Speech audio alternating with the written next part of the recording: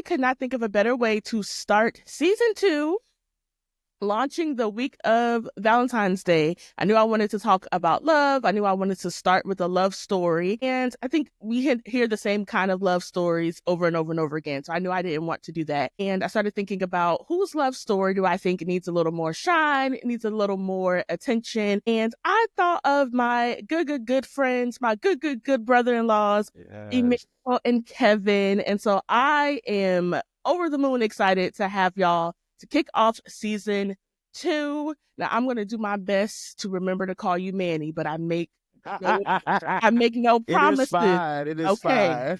I would do my very, very, very best. I can't wait for y'all to get to hear them and hear about their story. So first, let me tell you who I am talking to. So I am talking, are we going to be the Fosters? We can be the Fosters. You be the Fosters? Yes, okay. yes, I am. Because by the time this come out, okay. Yes. Yes. Okay. I am here with the Fosters. Let me tell you a little bit about them. So, Emmanuel, better known as Manny, is a proud native of Cherokee County, South Carolina, who lives by the mantra, dream and dream big. And when he said he lived by that, let me tell you, he do. He's a graduate of Winthrop University, and Manny has spent the last decade thriving in the tech space where his passion for innovation and connection has left a lasting impact. Outside of work, Manny's love for fashion shines through in everything he does, combining creativity and style to express his unique perspective. Manny's journey is all about dreaming big, working hard, and inspiring others to do the same. And I can absolutely say that is exactly what he does day in and day out. And let me tell you about his lovely other half, Kevin. Kevin is a Brooklyn, New York native who relocated to Charlotte, North Carolina in 2017. He's an alumnus of Howard University. I knew that you were not going to let this go by without mentioning that. And after a 10-plus year career in retail management, has transitioned to the human resources, total rewards industry, and the nonprofit sector.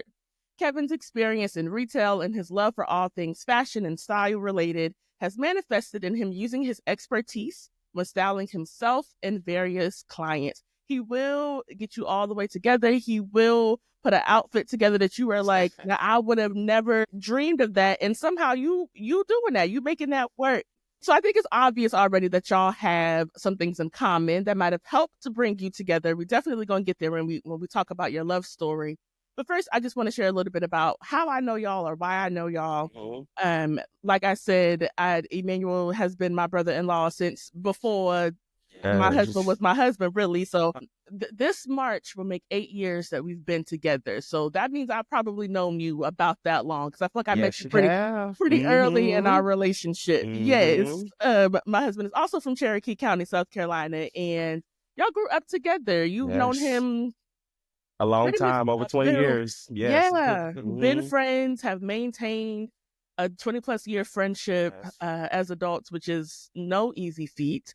And so I knew your name before I ever met you. I had heard about you plenty of times, and I feel like from the first moment I met you, we've been locked in. I was like, that's my brother-in-law. Yes. Helped my husband pick out my engagement ring. Okay, and you did real good. Okay, you were a good influence. A good influence. And so because I love you so much, I was very excited to meet your love. I was so excited to meet Kevin. And I was like, Kevin, Emmanuel kind of made it seem like you were just going to be really shy and reserved. And I think there's a little bit of truth to that. But I'm like, no, but when it's time to cut up, you ready to cut up. Yes. And I can appreciate that. Yes. And I know the struggle, child, of being an earth sign in love with a fire sign, and my Lord, trying to give them a little bit of sense. Just that, we do our best to get them a little bit of act right. Maybe it take an army to keep us together, but that's all right. Don't it? We do the best we can, don't we? We do the best we can. So before we dive into y'all's love story, because y'all have been together how long? It'll be 4 years. February the 13th. Yeah, we started officially dating 2021. Yeah, but we started 2020. Okay, gotcha. Okay, I figured it was somewhere around that time frame. Yeah. But obviously y'all had a whole life before meeting each other. And so I want to go back to when you were children, 5-year-old Manny and Kevin, 12-year-old, 15-year-old. If you thought about your future and you thought about, being in a relationship, getting married, that sort of thing, is this the relationship you imagined for yourself? No. No. Why not? What's different than what you imagined? You want to go? Yeah, you go ahead. Oh, it is. So yeah, if I'm thinking about how little me would think or thought his life would be at this age, but I would say no for sure because I don't think I processed that I was gay, or even if it was in the back of my mind hidden, I still at the time very much thought like it was gonna be like, white kids. I never really put a dog in my equation because I didn't like them pre-game. But things change, don't they? But yeah, so yeah, my answer is no for sure. Yeah. So I always have known I was going to be a husband. I think I've said I that, know that's right. well, yeah, I was very like young, but similar to Kevin, like I never saw the idea of being with another man. For me, life was going to be with a woman, right? Regardless of what I was battling with internally, it felt like the right thing to do based upon, my upbringing in church that has a lot to do with that. So like, yeah, I answered a similar line. I was going to ask, is it because that's what you wanted at the time, or is it because this is the only thing that was presented to you as an option? It was the only thing that was ever presented as an option. Yeah. Like when I look back on it, like, and we've had these similar conversations, I don't remember seeing a happy and thriving couple who was gay, right? Yeah. And so I think oftentimes you go by what you see role model, what you see on TV, what you see around you.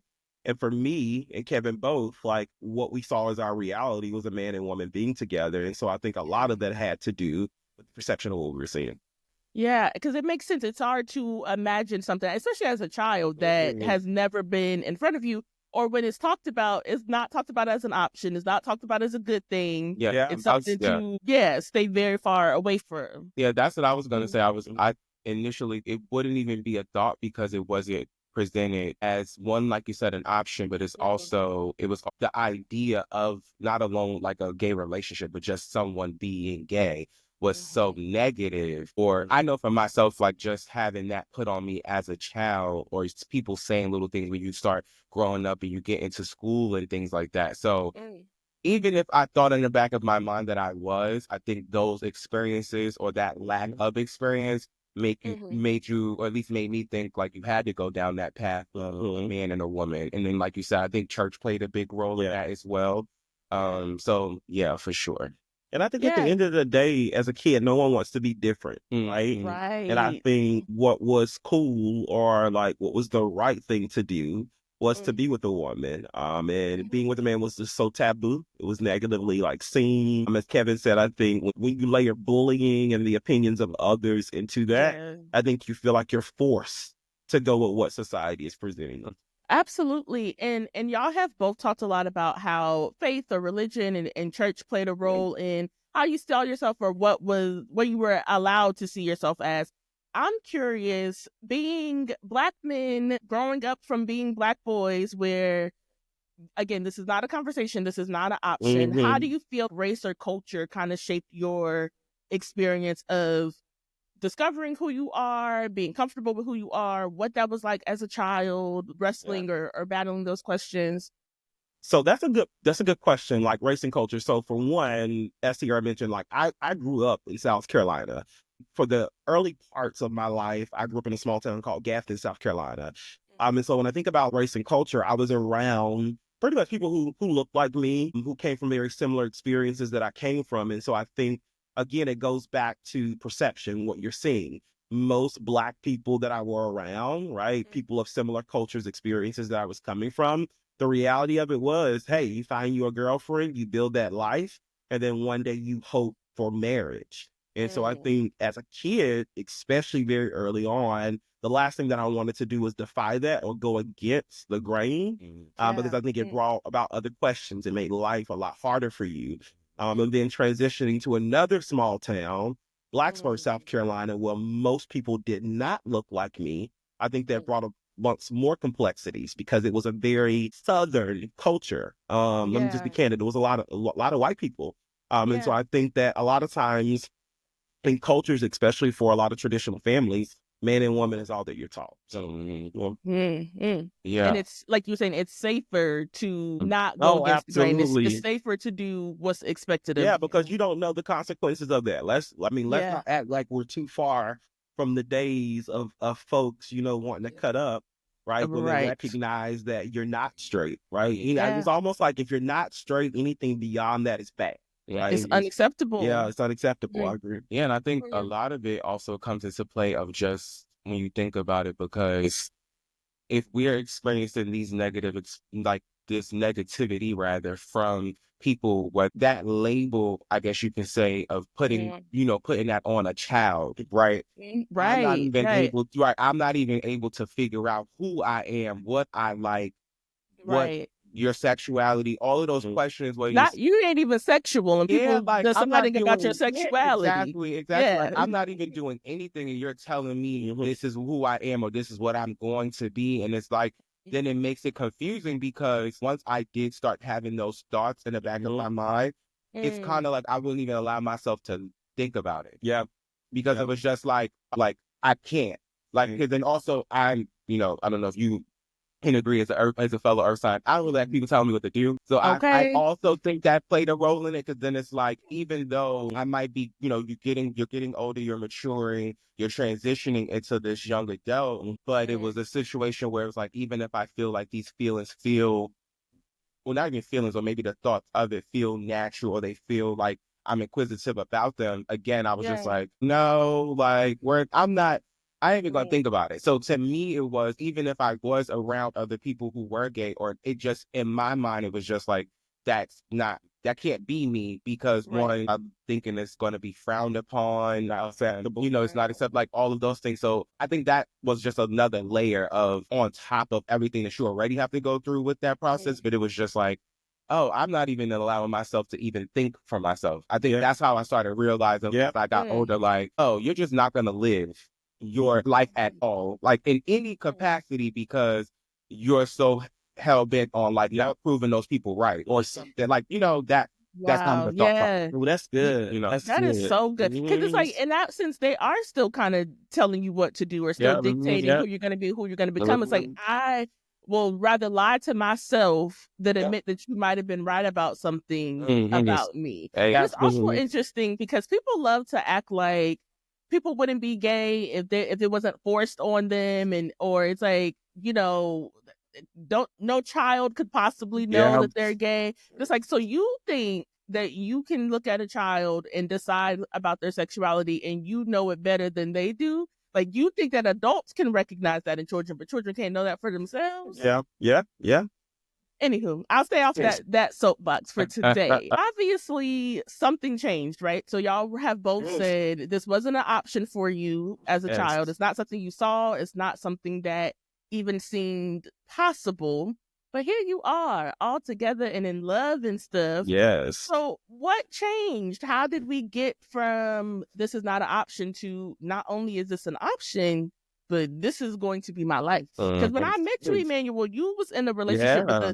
a young lady. I never met that young Yeah. lady, but Yeah. knew that she existed. Yeah, Mhm, yes, mhm, yes, yes, yes. mhm, Wonderful young lady. So where do I start? So, and one of the things that I had to come to terms with, because people who know me know that I love the Lord, that has never mhm, changed. mhm, And I think what I had to get to a point of is understanding that I could love God and mm. also be gay. Yes. And so when I realized that both of those things could go together, that is when my mentality began to shift. And I think a lot of that for me happened when I took the huge leap of faith. Going back to my story of dreaming and dreaming big, in Mhm. 2019, I moved from the Carolinas to Salt Lake City, Utah. And Yes. people By thought, yourself. yeah, by myself. Hadn't even met Kevin at the time, and took Mhm. All Sierra's willy son. nilly. Yeah, it was very Mhm. willy-nilly. Yes, it was Mhm.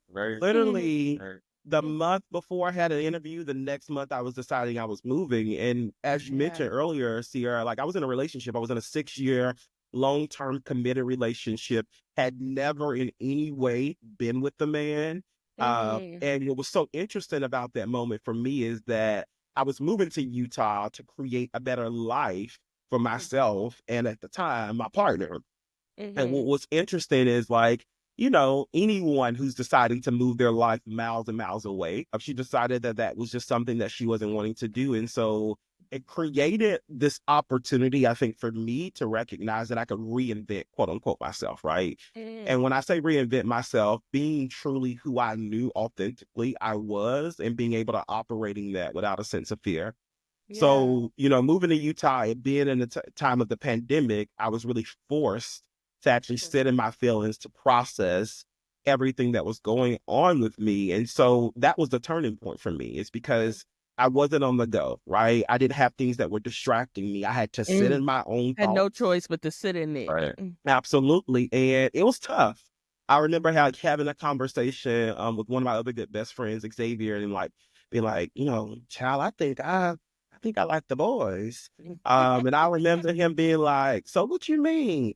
He was like, what you mean you like the boys? I was like, I think I like the girls. And if you know gay culture, Uh, you get it. uh, And he was like, mm, oh, okay. All right. And so like we started having conversation. I confided in him. And then from there, the rest was history because again, I recognized that Jesus and me being gay could exist together. And I think when yeah. I got to a point where I didn't really care about the reality of what folks thought, that helped me. Mhm. And then also when I no longer lived in fear. Because what we don't often Mhm. talk about is that religion can oftentimes be used as a fear mechanism, right? If Yes. you do something that is against what people say are in the Bible, you're Mm. condemned to hell. Now, what Yes. I have a hard time with, and I could go on and on and on about this, is it seems to be that like the one thing that people point out a lot is someone's sexuality.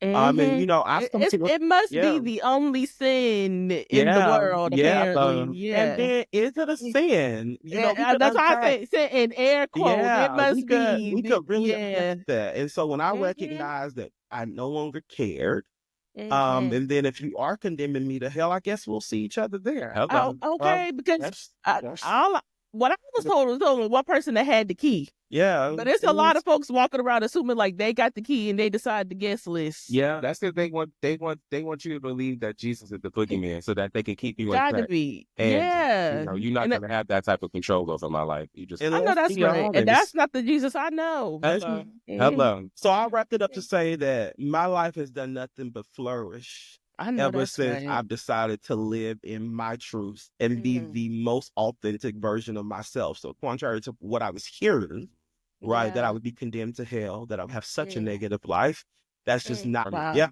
Far from Yeah. Far from it. So you said that turning point was like 2019, 2020. So you were how yeah. old? Yeah, I was 26.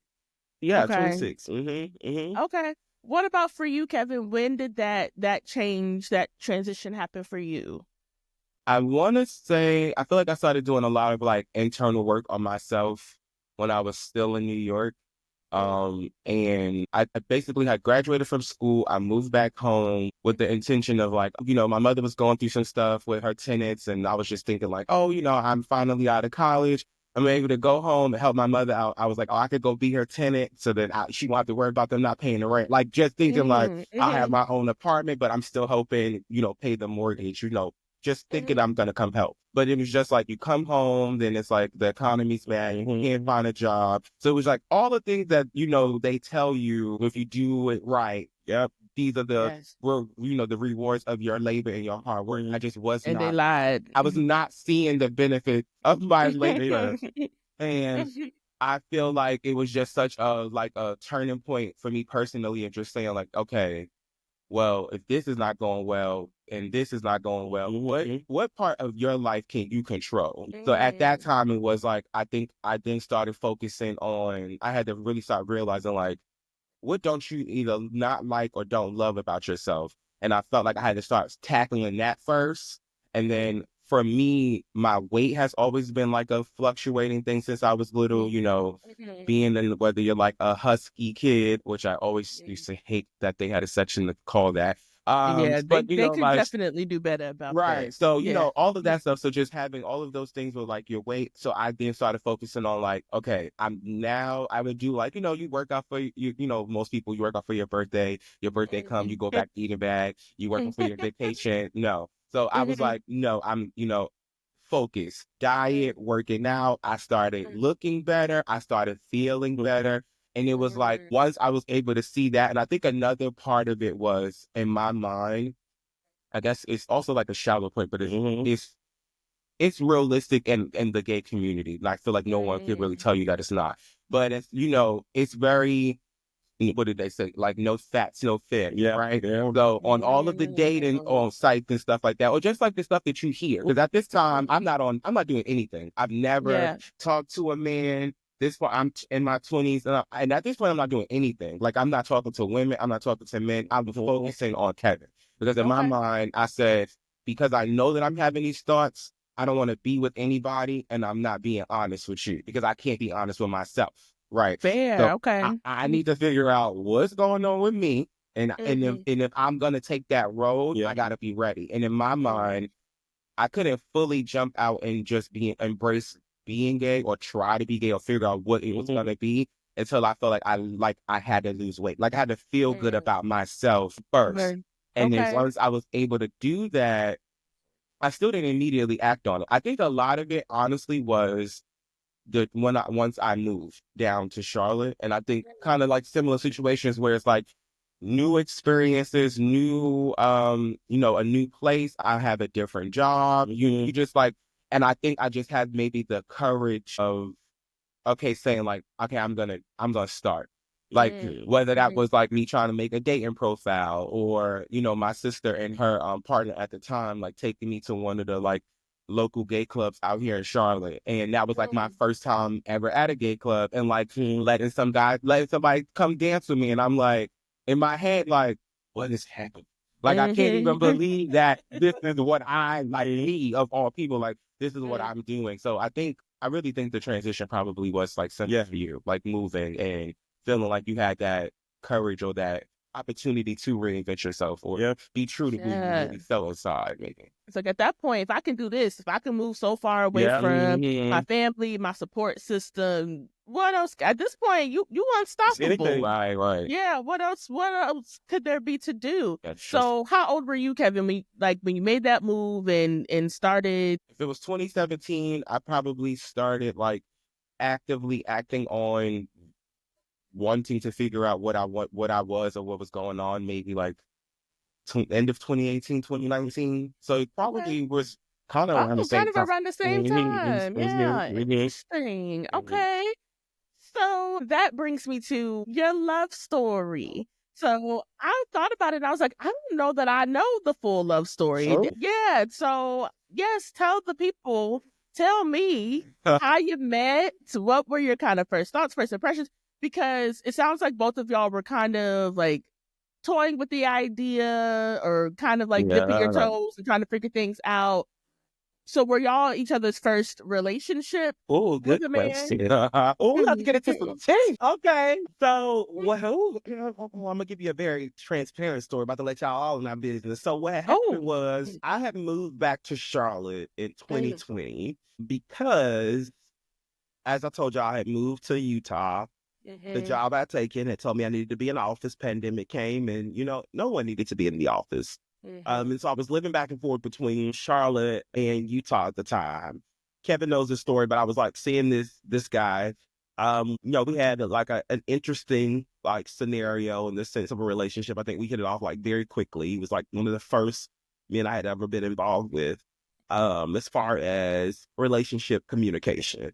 And long story short, it just was not a good scenario like for me, at all in any way. And I remember it was November of 2020. And I was in a hotel room. I had just gotten back from traveling, and one of my friends had gotten COVID. And I remember like being on the phone and was like talking to him and telling him everything that was going on. He was like, at that time, that's what you get. You shouldn't have went anyway. And I remember like just feeling so awful, like in that moment. I mean, I was like, you know what? I don't think I want to be with this type of person. And so I ended up, literally, he and I had kind of broke things off. And like 3 weeks later, I was building my roster back up. That's Okay. I love to tell Kevin I had me a little roster. Okay. And then Kevin and I started talking. And what was so interesting, we met online, we met on Tinder. We were swiping. And I actually slid into Kevin's DMs. And so this was in Okay. December of 2020. And we immediately hit it off. I mean, we were having like very in-depth conversations. He'd be messaging me like when he was at work. I would be messaging him like while I'm working from home. And then we finally made the decision within like a couple of weeks. It was at the end of December, I think, the end of that month. We had said, hey, like, let's go on our first date.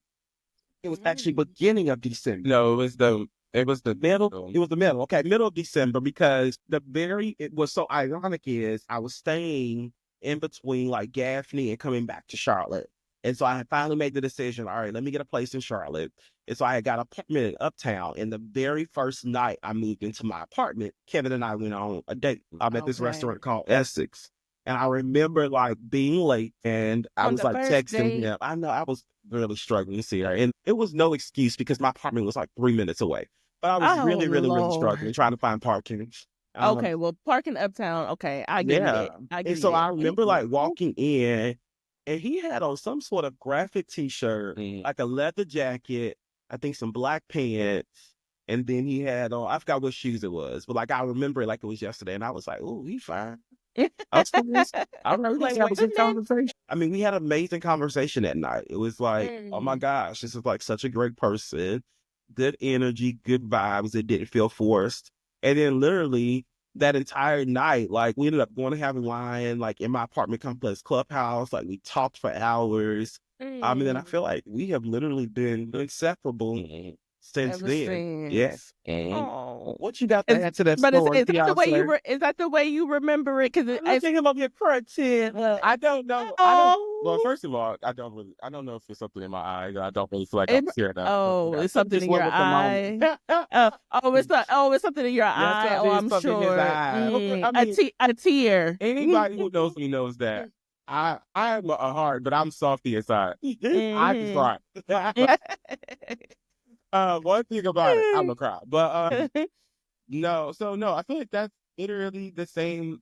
I think it always sticks out to me because of just how quick everything happened. Yeah. Mm, So his birthday is December 4th. I mhm, don't know when he seen me on Tinder, but when I want to say I swiped right and it said we were a match, and I can't remember, but I know we had to have it was on. I want to say we probably matched and started talking on December 6th.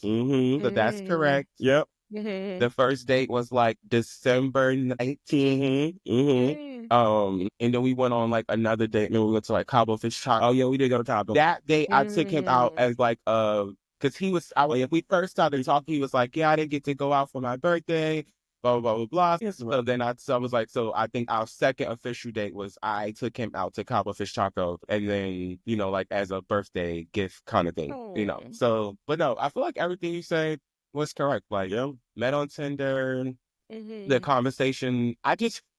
And he always his line is always about this roster. And mhm. I always think it's so funny because I was literally just talking to one of my best friends the other day. I was going through you go through like your pictures and you come across like a screenshot or something. Uh-huh. And somebody on my roster at the time, so I always say it's so funny how stuff happened. It was like the people that I had around for, extracurricular activities. Uh-huh. Uh-huh. They, it's kind of like you started being like, going ghost or not responding, whatever the case may be. And Mhm, then let's say if they stop responding like sometime November, but mhm. again, I started talking to him the beginning of December and it was like, I kind of like knew. I was like, the vibe is different. He's not, it doesn't feel like all of the other conversations I'm having with other guys or whatever. This ain't for play. Yeah, like it was just something different about me from like off the jump. Like I just remember Mm. and I always say now, I'm like, I was talking to my best friend Sarita and I was like, look at me, just thirsty. I'm like looking at the screenshot and I said, one of them reached back out. This is December. I didn't even know this man for a month. I was like, yeah, sorry, somebody trying to make me that boo. I'm like, Oh, but if this don't work out, I'll let you know. oh, and they ain't never heard from you since. Right.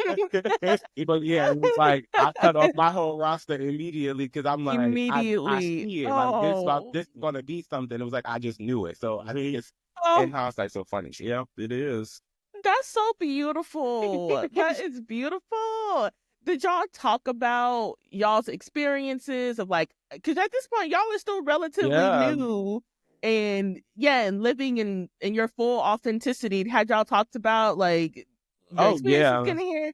Oh yeah, I Okay. think again the timeline was it was during the pandemic. So like Yeah. most, a lot of our core relationship was really during 2021, really getting to know each other and along with each other. And so we Mm, had nothing to do but work and talk. I mean, so yeah. like we spent if we weren't with our families and like really if we weren't with his family, right, we were Mhm. with each other. I mean, Mm, so it forced us to have like very candid conversations about our life what we were going through, how we felt about this transition. And that's when we recognized that like our journey to being our mm, authentic selves, because I don't like calling it coming out, our journey yeah. to being our authentic selves really aligned because we had similar stories. Yeah. And so Kevin, I know you said that your sister, y'all were hanging out together, so it seems like your sister was aware or that wasn't necessarily going to be a surprise for both of you, your family or friends. At what point did you bring them into the loop about your relationship? So, yeah, I was very careful around how I had conversations because I think one of the things I was really battling with was I cared most about the conversation I was going to have with my mother. I mean, it Mm-hmm. wasn't because I felt like she was going to judge me, condemn me. Like me and my mother had like a very great relationship. So yeah, y'all And, are very close. like we're aligned, but I think what I was most worried about is making her feel like she failed raising a Mm, son, right? Because I think mm, one of the things that I battled with very early on in my life was, my mother was doing all that she could to raise, me, my brother, and my sister, but it was very difficult being able to mhm, raise young men.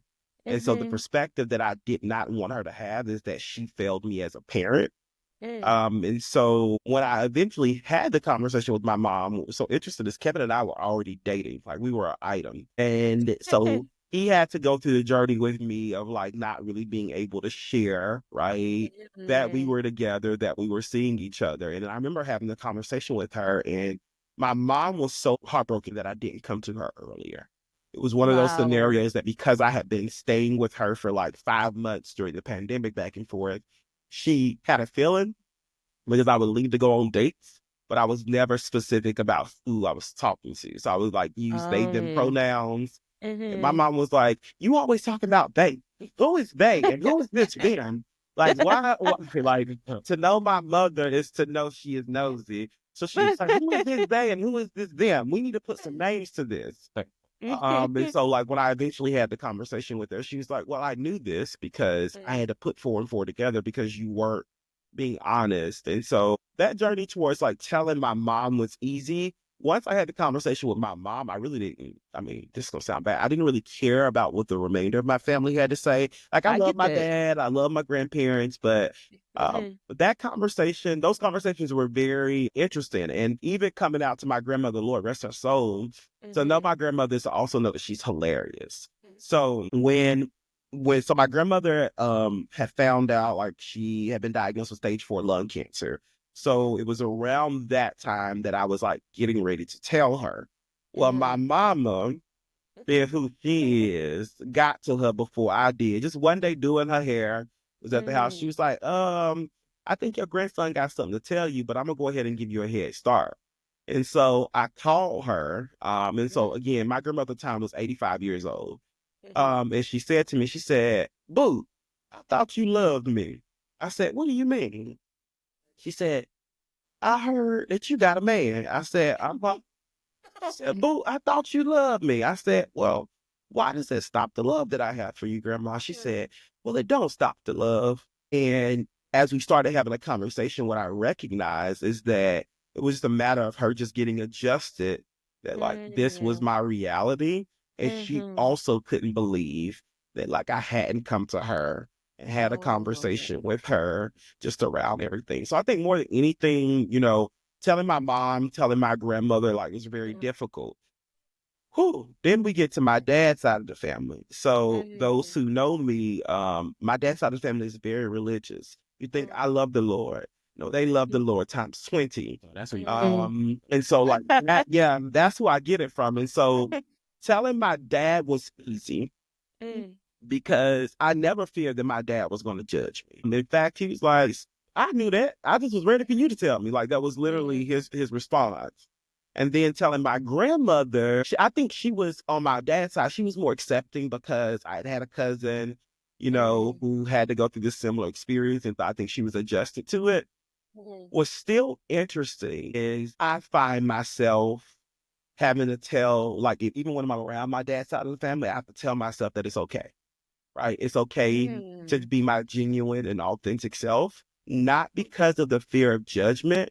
It's just, I think that when you have grown up being in such a religious family, Yeah. going to church where you see your grandparents being deacon and deaconesses, where, Mm-hmm. I sung on praise team most of my life. I sung in the choir. The last thing that Mm-hmm. I wanted them to have to deal with was having to defend me, all right, Mm. with their church members, and Mm. so forth. And so that journey was interesting. And then I'll wrap up like with my friends, that was the easiest conversation. Mm. My Mm. female friends, like at the time, trying to get emotional, but Mm. I had told one of my really good friends, that unfortunately I'm not friends with of like 20 plus years. And I just remember her being like, man, I wish we could have like had this conversation a lot sooner. And I Mm. think like when I look back on that, it's just so interesting of people that I had conversations with, Mm-hmm. um, and the people that like survived that are still in my life. I think it Mm-hmm. was a lot harder for the women in my life who are my friends to get Really? used to me being gay. It was never a sense of judgment at So, all. okay, never they had an No one issue was ever with like, "Oh it. my gosh, why are you doing this?" I think Mhm, again, many people just were used to seeing me in relationships with women. Like I've always been mhm, in a relationship.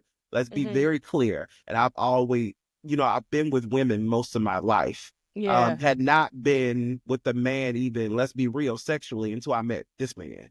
yeah, And so that is why it was very different from my friends to understand and adjust to that, gotcha, specifically okay. my female friends. Now, Mhm, my male friends, most of them are like very alpha men. mm, And so they knew, right? They knew. mm, mm, And what's so interesting is those friends are most protective of me. So mhm, what's so crazy is like two of my closest friends, I being one of them. Ty's like mhm, always been a youth minister, had been mhm, like growing up. And then my other really good friend, Shakur, was a pastor.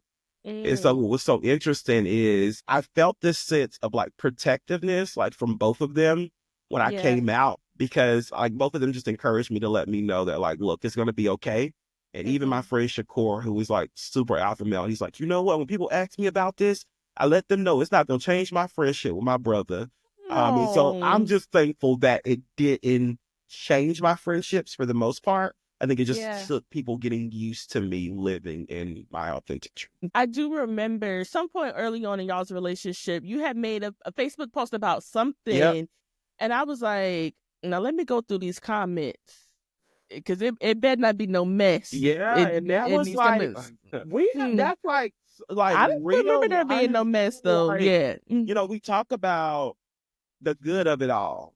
But Right. like, we have been through some shit. Just Mm. like a month ago, I'll give y'all like a little tea. Just a month ago, Kevin and I randomly found our engagement picture. I forgot about Hmm. floating through the internet on some random page and thousands of comments, thousands of shares, hundreds of thousands. Yes, like it was like literally Kevin. I had What? proposed to Kevin. It's a beautiful picture. I can see Yes, why it would become very like yes, like I was down, like recognizable. one But picture I was down on my knee, the other picture, Kevin like had his hand behind, I had my hand behind Kevin.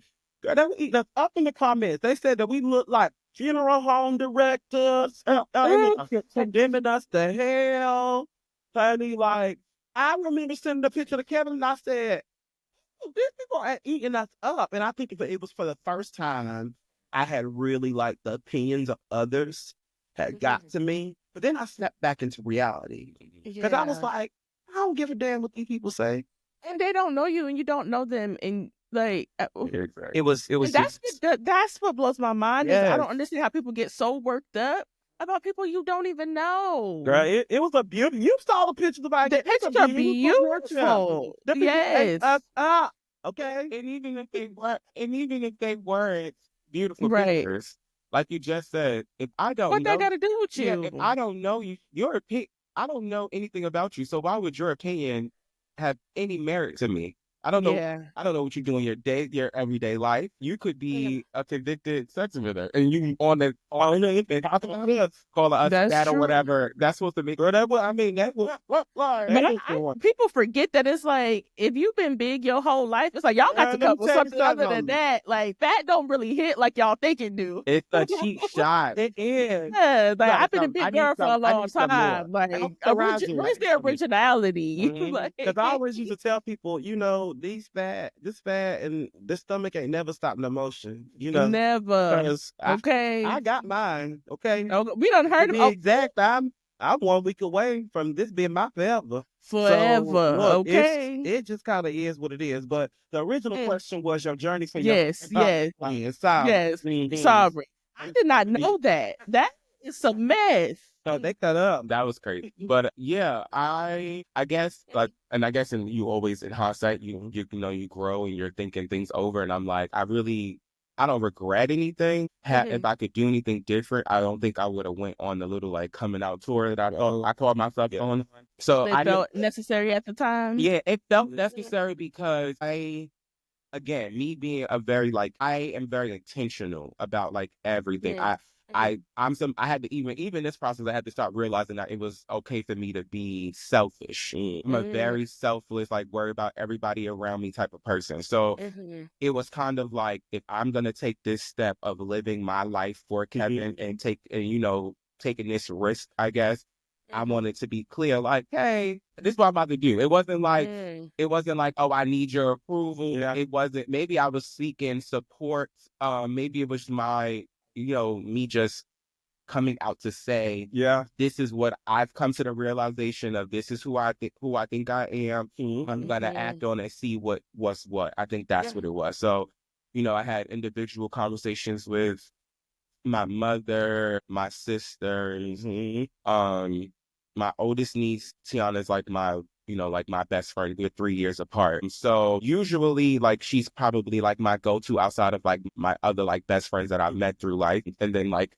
I think I had a conversation with Tiana, and then my other niece who lives here in Charlotte as well, Taylor. Her and my nephew, we like all went out to brunch randomly one day, and I like was telling them, and then in hindsight, I'm like, why am I doing all this? But at the time, again, I don't know, maybe again, just thinking about other people, like, okay, I just want everybody to be on the same accord, on one accord. Yeah. I feel like most gay people have what's the word? Have the same result when you have these coming out stories. Yeah. Everyone's like, oh, well, we knew we was waiting on you. That was kind of the same result that I kept getting from everyone, which I already knew. So for me, Yeah. I always say, one, I was older in life. So, no matter what you have going on, I still have a strong sense of self. I'm not necessarily seeking your validation, but I knew that my family has always been a very tight-knit family. So I never went into it thinking that someone was going to judge me, or I was going to be fighting for my life to be like, you have to accept me and, don't turn me away. Never thought anything like that. So that alone, I always tell people I was waiting on me to get it. Like it was me. Like it was never about anybody else, because hell, my sister, I remember we got into it one time, like, a couple of years ago randomly, and in her mind, just thinking like, we've never even had that type of exchange before. So she's thinking like, well, you got to be going through something. Like, what's up? And now she's like, so she asked me, and again, even at that time, if I'm being honest, something in the back of me wanted to scream and be like, yes, but I couldn't. Because at the time it was like, I knew it was a thought, but I was not ready. So even when Weren't she ready asked, yet. even when she asked me, I was like, no, like, and I think it took one of like my other friends that I had met in college randomly. This was like, post college, and I can't remember if it was on the phone or via text. And she was like the first person I think as an adult that asked me, and I was the first time I was able to just be like, you know what? I think I am. And that was the first time. And I think me being able to vocalize that was the turning point, honestly. I was just like, okay, being able to just say that, like let it out my body. It was Yeah. like a release. And I took that little step to then say, okay, but then it was like, okay, I got to get all of my stuff together for them. So because even me voicing it to her, I didn't immediately like, okay, I'm going to start trying to figure it out. I still was like, okay, you took that little baby step. Now we got to do something about it. Yep.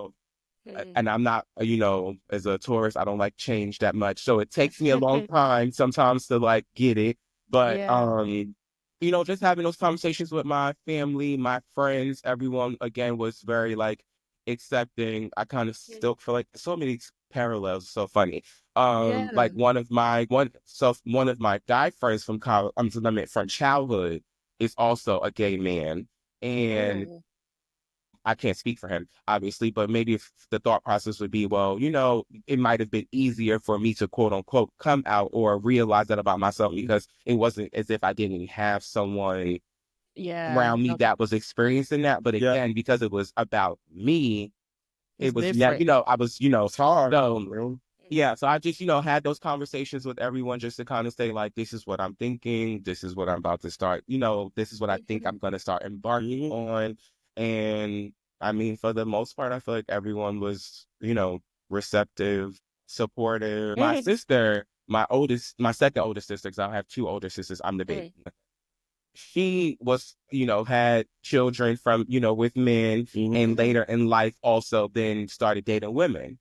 So I think that also was, also having that familiarity with that as well. And I think, I can't remember, I don't know if it was Christmas or something, but it's like just randomly popped in my head. And I want to say I remember Keisha like on the couch one day, she was like, I see you and I got you. I love you. And I think it was just like maybe her way of saying like, I think you got something to tell me. You're not ready to tell me, but I need to let you know. And It's gonna be okay. yeah. Whenever you let me know. Right. It's And gonna be so I okay. think that was just another, again, like just another boast of like reassurance and confidence to just say like, I'm going to be able to do this. And, and I think at the time I was talking to guys when I was, like I said, when, about her and her, partner at the time taking me to like, what was it, Scorpios, I guess. And when I was like talking to the guy and like looking around and I remember her, partner at the time, I remember my sister was like, well, y'all go like walk around or whatever. And I was like, okay. Because I'm still like looking around like, oh no, what the hell I'm doing in here? Like, what's going on? And then, just like, dancing. I remember the guy being like, oh, you want to like, let's go do something after this. And I remember telling my sister like, oh, I think I'm going to go. She was like, you going where? And I was like, I'm going to go. Because in my mind, I was like, I have to do this today. I gotta dive into the deep end. Yes, I'm like, I have to force myself in this moment to like fully embrace this Fully experience, commit. or I'm going to be sitting back on the sidelines for another 3 months in my head about it. So thankful for that because I feel like that led me to be able to be like, it's okay, I got this. I can maneuver in these streets if I need.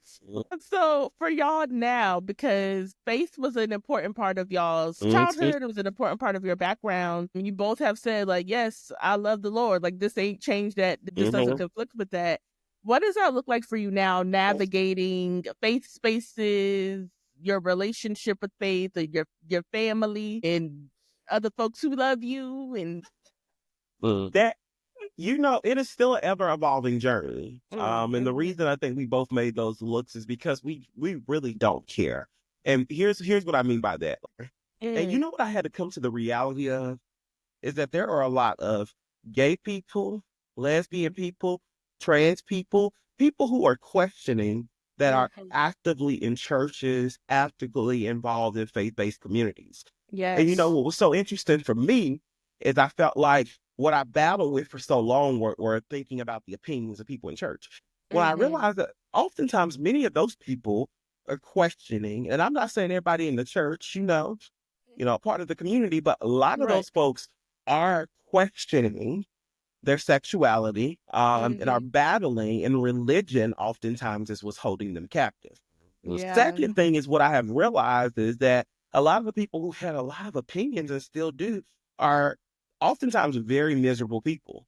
And it's because they're not living in the true Their own basis. truths. And so, like, that is what I really, really, really had to come to terms with. And then I also had to realize that I wasn't going to allow a fear mechanism to change how I was going to live my life. So, like, let's be transparent.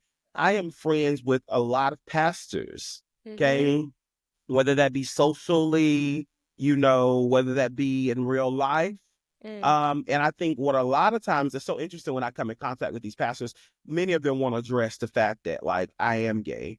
But I choose to, right? So if I show up at your church, I'm bringing my man with me, okay? Period. And we gonna hold hands while we pray. And if you ask me to say something, I'm gonna give honor to God, but then, I'm gonna also give honor to my soon-to-be husband. And so Okay. for me, I don't allow myself to go into spaces, especially in churches, where I feel like I'm going to have to minimize who I am. Second thing, and this is again me getting real. So I had a moment about a year ago, and I think I ended up telling Kevin this. I went to a church. It was a wonderful service, right? And it's actually happened twice since 2024, which is so insane. And the one church I went to was a Black church, Black pastor, wonderful service. But during the service, they choose to make homosexuality a topic. And the way that they did it was very surprising to me. And so I remember being in that church with, like, one of my really good friends, and I looked at him and I said, was that just a topic? Like, I can't believe that was just a topic for a few different reasons. I ain't gonna be shady, but I was like, is this really a topic right now? And so what I think I've had to come to the realization of is a lot of people are battling internally with who they are. Okay, whether it's things they're battling with their sexuality, whether it's their life circumstances, the list goes on. And so I'm not going to allow those individuals to cause me to not live in who I know I truly am and who I'm happy being. And sometimes I have to, look, trigger warning for your audience. Sometimes I have to be real with people. Yeah. Sometimes I have to tell them that, do you recognize a lot of times what's keeping people on this earth is them actually being and living in their true, authentic self. I'm going to just be real Absolutely. with you. Had I not Absolutely. eventually come out, I don't even know if I would still be on this earth. Let me just really be real. Because I Yeah. think that you oftentimes are battling so much and you keep Yeah. that inside and you're harboring those feelings and emotions. And before Yeah. you know it, it's like you're bursting. But I can't tell you, the moment that I made the decision that I was going to live this life on purpose, and I didn't give a damn what the bishop, the pastor, the apostle, whoever they were. God, thank Lord for those people. But I didn't care. Because it's like one of those things that, what are you going to do, condemn me to hell? I'll see you there.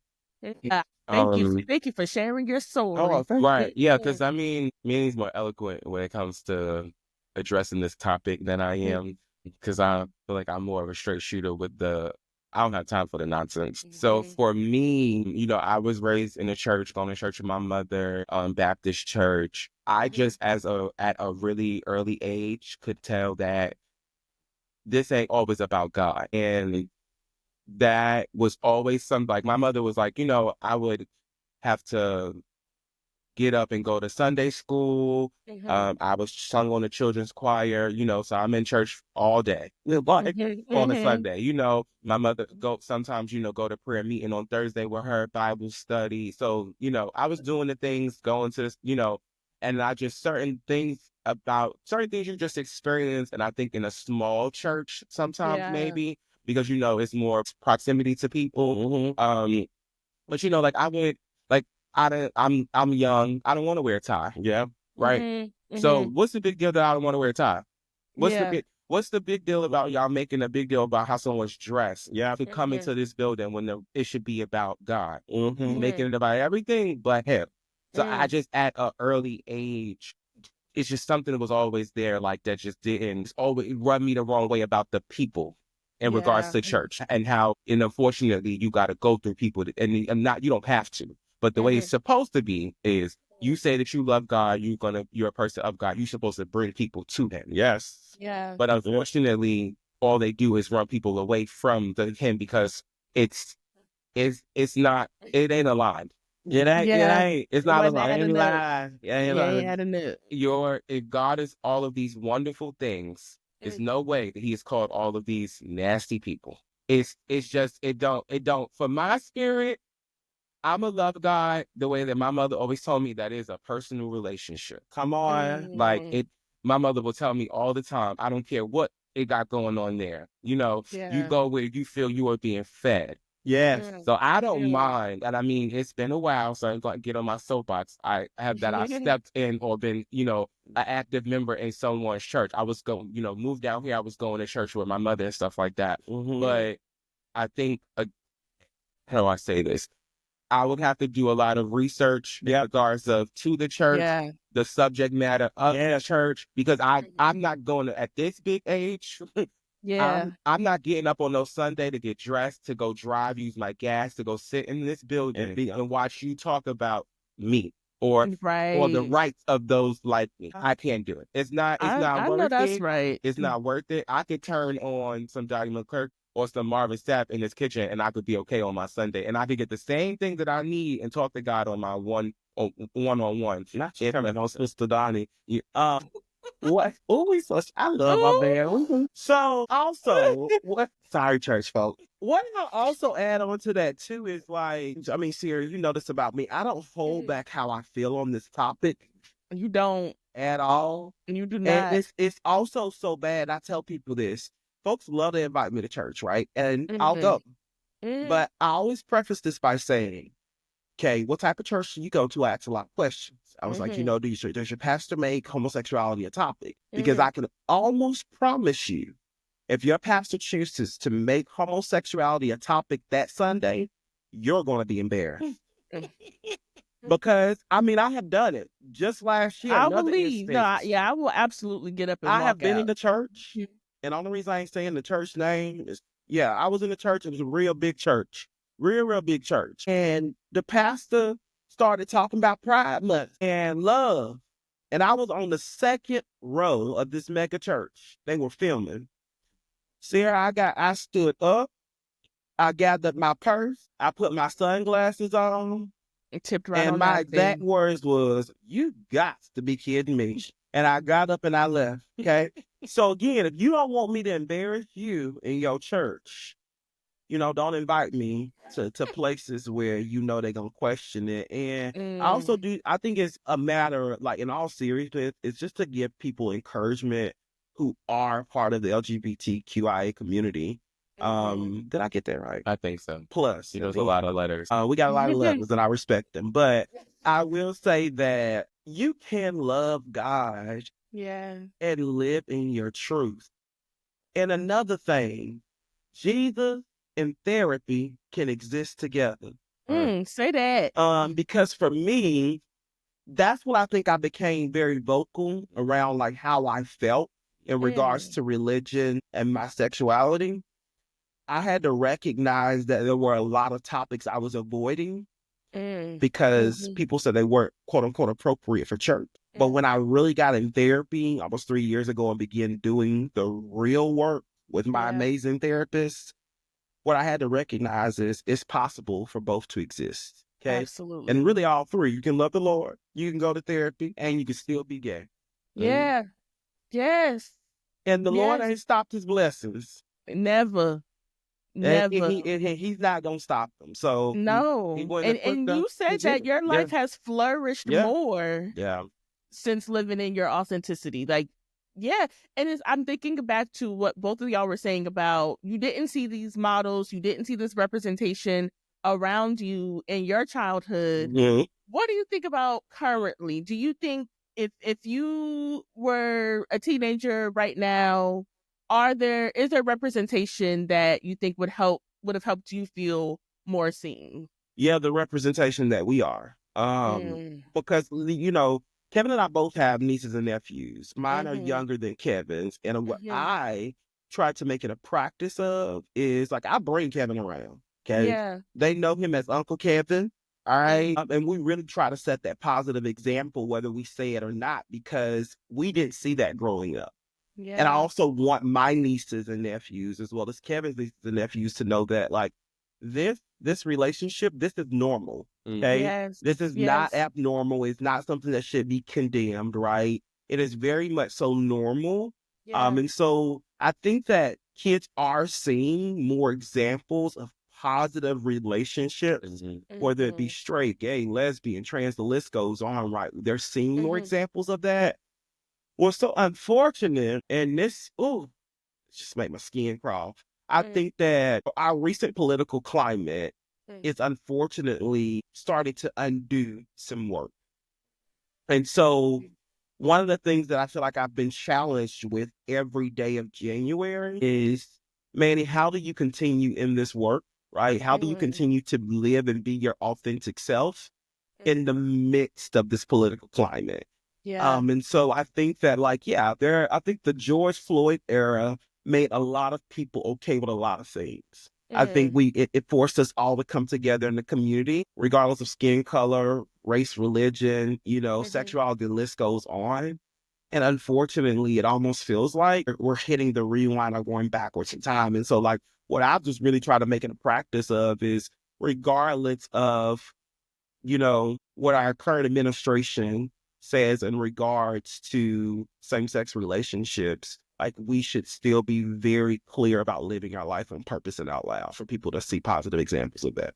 Absolutely. Absolutely. Because again, it's hard to imagine something for yourself that you don't Yeah. see. Yeah. And the more that you live authentically and inspire others to do the same, the more of those examples we have, the more of those models we have, regardless of what the news says or this or that, is that people can see, oh, y'all are happy, y'all are in love, y'all are doing well. Like this is absolutely a normal and valid way to exist as a family. Yep. Absolutely. Absolutely.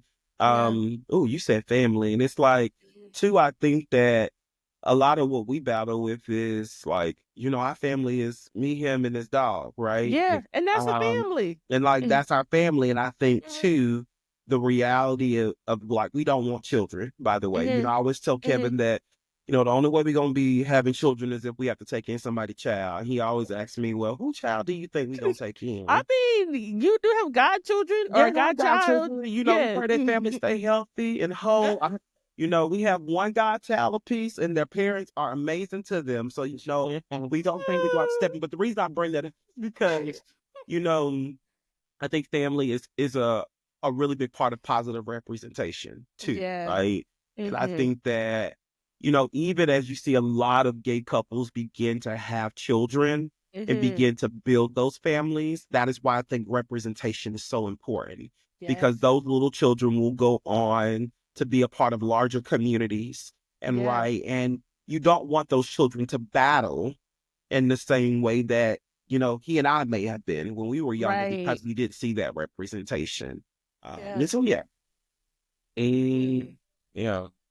Yeah. Is there any? Oh, go ahead. Oh no, I was just gonna just to add. I love that you said like I didn't know if you think I thought about it this way, but just to say like I guess like the children that are around us will grow up thinking that that's normal. That's normal. So yeah, I definitely did think about that. But when you asked the question, I initially thought of like representation on TV and things like that because the ignorance on the webs and things of that nature on Beyonce's internet always love to say that someone, that people want to push an agenda and things like that, right?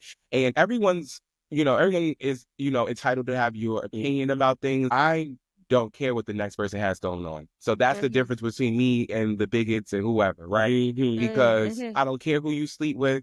I don't care about anything usually that does not affect me and my family, right? So if it's not directly affecting me and how I live my life and the rights of myself and those that I love, I can kind of mind my business. I feel like everyone should kind of take that and run with it. But I do love, and although, they can say that people are pushing it, but people are able to see different things thanks to social media, thanks to progressive writing on TV shows and casting and things of that nature, because no matter what you want to say, if you have all of these millions of gay people that exist and that are not going anywhere, Not going anywhere. if there Yeah. was no representation in the 90s or the 80s or whatever, that I'm still me. I still love who I love, though I didn't see it. So why Exactly. would we not want for the quote unquote come out of the shadows? That's what it is. Yeah. It's like you say it's pushing an agenda because people are actively showing what's actively going on in the world for In real. real life. Yeah. You want it to Yeah. be, that's why even sometimes, like, you know, he'll tell you, I'm a TV aficionado. I love a good television show, but I'm Me even too. intentional now with what I watch, because it has to be great television if I'm going to watch something for 5, 6 seasons and it's no one person that looks like me on it. Whether they're gay or not. I'm just talking about just representation for like race, right? So Right. I don't want to watch something that's not indicative of the life that I live, or the, you know, coming from New York, you're around a lot of people. You might not Right. be in, you might not live in the same community as all of the different ethnicities that are around, but I see them daily. You interact. You know, Yeah. if I'm going to work, I'm on a train, you're on a bus, you know, so you grow up with diversity. So it's like, why would I not want those people, those kids, or, you know, that young closeted gay man or gay woman that's feeling like, dang, I can't do it because I don't have the courage to say that, you know, I see Manny doing it. I see that Yeah. Manny came out and it's not stopping him from getting a good job. You know, Yeah. that is something that should be shown, so that if you did have that little inkling in the back of your mind that's of fear, maybe this will stop it. And, you know, so I love that, if nothing else. Absolutely. Were you about to say something? No, I think you were going to ask us, did we have any final things to say? Well, I was going to ask, I think that y'all have already shared some really helpful and important things. I was going to ask, is there any other words of wisdom that you would want to share with whoever might need to hear it? Yeah, I guess my message is actually going to be for the parents. Okay.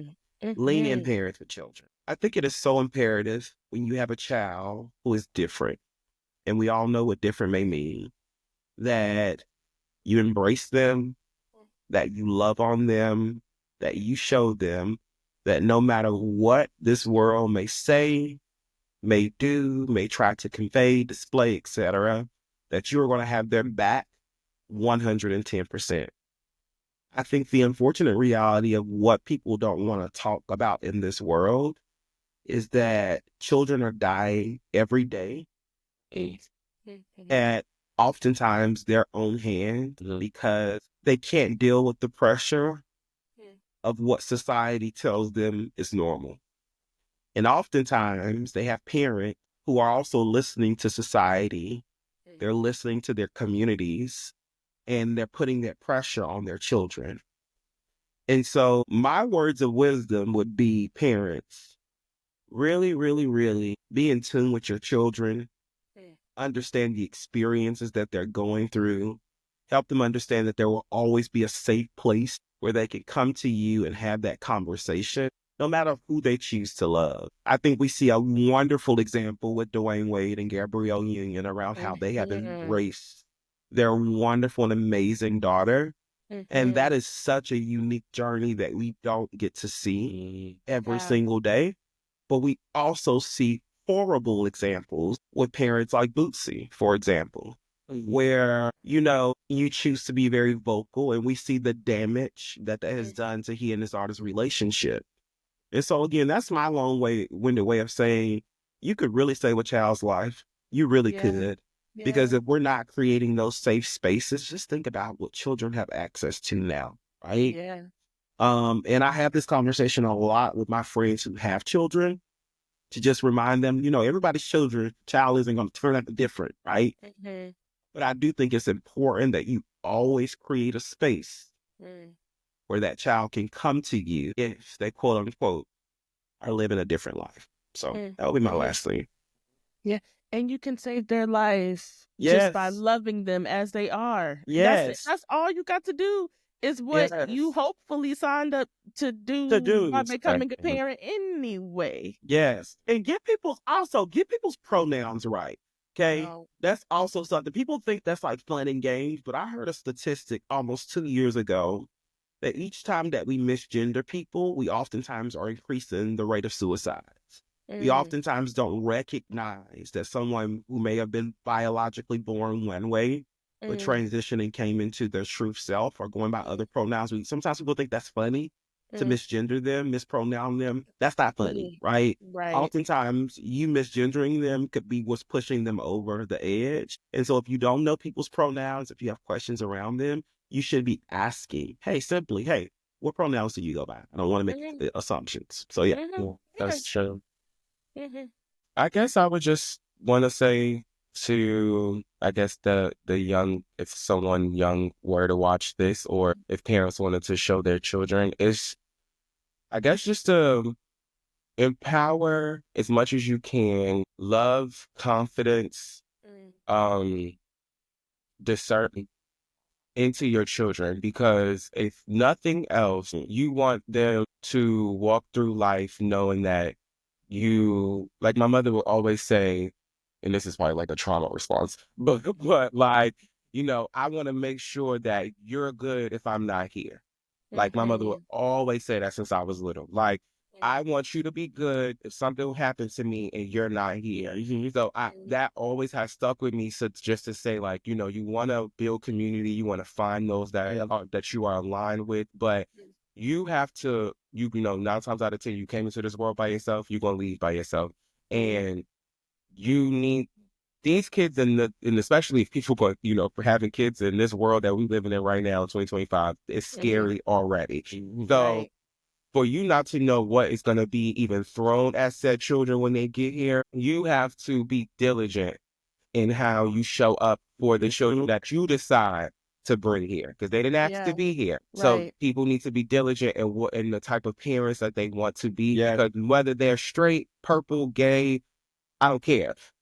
They need to walk through this life to know that I am the child of this person, and that this person instilled in me all that I needed to be successful. I got to walk around with no imposter syndrome. I don't have none of that. I am God's wildest dream, right? And if I'm an example of what God is intended to be good, then I'm great. Yeah. Yes. Then I'm great. And if I can stand on that, then that also goes into when children are having to deal with like peer pressures and things like that. No, I said I'm not doing it. I said I'm not taking that from you. It's no, because I Yeah. know whose I am. Like, Mm-hmm. if nothing else, I always, whether you have that strong sense of self or maybe that strong sense of relationship with God, it always sticks to me that, that saying that, like, I got a praying grandmother kind of thing. And it's like, I look at that, like, not because, maybe something that we differ is like, he grew up with like all four of his grandparents being present. I didn't have that, like, no grandparents. So, like, for me, when people think of that, I think of that as my mother. If nothing else, like, if all the stuff that as crazy as my mother is, like, I know she talked to that man. She speaks to that man. So I'm like, a girl, as long as And I she know you mentioned you talk to, by name. right? Like, I know you're going to that man with me firsthand. I know I'm gonna be Yeah, okay. I'm gonna be all right. So I think just having that like conviction of just saying like, I'm gonna be okay. And I Yeah. know that, because you got to believe in something. Life is Yeah. too crazy for you to just think you're gonna be able to just maneuver You and need not something to hold on hold on. to. Yeah, you gotta have something to hold on to. So yeah, just it's feeling, just to say, like you said, that you love your kids, you believe in them, know that they are smart, speak life into them and over them. Yeah, I'm 35 and I'll still call my mother before I get on the plane. Or if I know I got a trip coming on, for her to pray for me. Or if I got a job interview, hey, this is what's going on. I'm not even calling to tell her that's what it is. Immediately, I didn't even say nothing. Hey, let me pray for you. Like, Nope. immediately she gonna I start know doing that's it. So right. I walk with that. Like, because I know if in the darkest of times, I know who to try to at least get some strength from, and I'm the pull from the man above.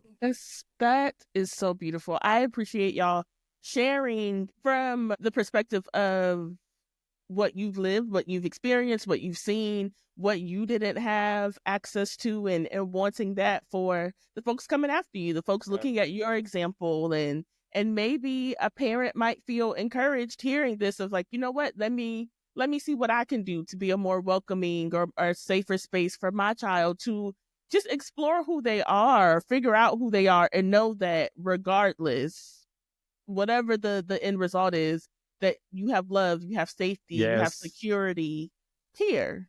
Yeah, because Yeah, you're bringing people. I think that's another thing that people don't, and I've realized that with even just my growing up and just understanding your childhood traumas, and you have like your parents are they're people. yeah, There's no manual. They have their own stuff going. But with the parents, I think also have to take into consideration sometimes is that you are bringing these kids into the world. You don't know who they're gonna be. So you can't right, raise them with preconceived notions of who you want them to be, because that's really where all of that tension comes from. Because yeah, if I give birth to you and I'm just trying to foster you to be the best person you can be, whoever that turns into, I should be okay with. Yeah. But it's only that you go in that head to head, because I'm trying to put on you what I think you should be, or who you right. should Instead be. of trying to figure out who Yeah. you are, who you're Right. becoming. Exactly. Like, it should be a partnership. I'm Yeah. helping to raise you into this upstanding human being, but who you decide to sleep with, if you ain't a axe murderer or, a serial murderer, that shouldn't be my concern. Mhm. So yeah, just like I said, just do that. Just stand up for the people that you decided to have them. Yeah. Make sure they're able to walk through this world with conviction. Yeah. So Beautiful. I don't think there is anything that I could add to that. Or yeah, I do like to ask guests if there is any homework, so to speak, that you would like to give our listeners. Anything that you want to encourage folks, even if they're not parents. The parents, you definitely have your homework that has been given to you already. For anyone else, maybe they have someone in their life who is exploring their sexuality, or maybe someone who's recently come out to them, or whatever the case might be, anything that you would encourage people to practice, to be in community with people. Just listen. Mhm. Like, listen. You don't always have the Mhm. answers. You're not always right. I mean, your way is not always the only way. And so Yeah. I'd say, like, be a listening ear. Mhm. Um, and don't listen to respond. Mhm. Listen. That's what people need is yeah, listen. people just need to be heard sometimes. Yeah. So true. And I would just say, again, as someone who I just feel like there's so much power, because obviously we all ingest media of some sort, whether it's social media, Mhm. movies, TV. But I don't know. Go watch Paris is Burning. Go watch Pose. Yes. I've watched Pose probably at least 3 or 4 times now, Oh, and I just every time the show ends, I'm it's just like, I so just wish this could have gone good. on forever, because it's such a learning experience of just like you said, if you're just sitting there embracing and like listening and really putting yourself in these people's shoes as you're watching the story unfold, I think Mhm. that alone would like open so many people's eyes to just be like just kindness that you can Yeah. just have for the next person, because you literally don't know what anybody else has going on. So yeah. Absolutely. Absolutely. Well, thank y'all so much for Yes. sharing your story and just having this conversation. I feel like I've learned a lot and have just really appreciated your honesty, your vulnerability. And I know that this is a treat for everyone listening. Thank you, thank you, thank you, thank you, Thank thank you. you. Y'all. And Thank you for having us so much. yes, yes. And who knows, this may not be the last time, because Yeah. I'm like, there's plenty more that we can still talk about. Yeah. Oh, yeah. I had to ask him. I was like, "What?" I said, is this a sex episode?" That's it. We could there, but we didn't. We didn't. Like we See kind the of with sex it. lady. This a We different version of my sister-in-law. we listen. Okay, so we could do a part two at some point. We could do. I know the people got questions. We could do Yeah. part two. Oh Lord. Well, Yes, anything you need, we're always here to support. But we and I appreciate you and appreciate love that. you. Yes, I love y'all so much. Thank you. I hope y'all enjoyed. Yes. Thank you. Thank you for tuning in to From the Heartside Out, hosted by Cee The Sex Lady, produced by Christine Johnson of Pure Pod Vibes, and music by Rico the Artist. If you enjoyed this episode or learned something new, make sure to subscribe, rate, and review on your platform of choice. And don't forget to share with a friend so they can learn something too. I'd love to hear your thoughts about this episode. Please send any comments or questions to podcast@ceethesexlady.com. That's podcast@ceethesexlady.com. Until next time, keep loving, living, and leading from the heart side out.